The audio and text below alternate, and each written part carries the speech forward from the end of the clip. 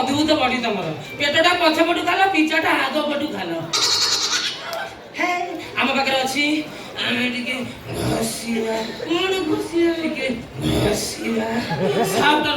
ମୋ ଟ୍ରେନିଂର ପଦ୍ଧତି। ତମ ବଡିରେ ଘଷିକି ମୁଁ ସାଇଜ କରିଦେବି ଛାତି ରେଖା।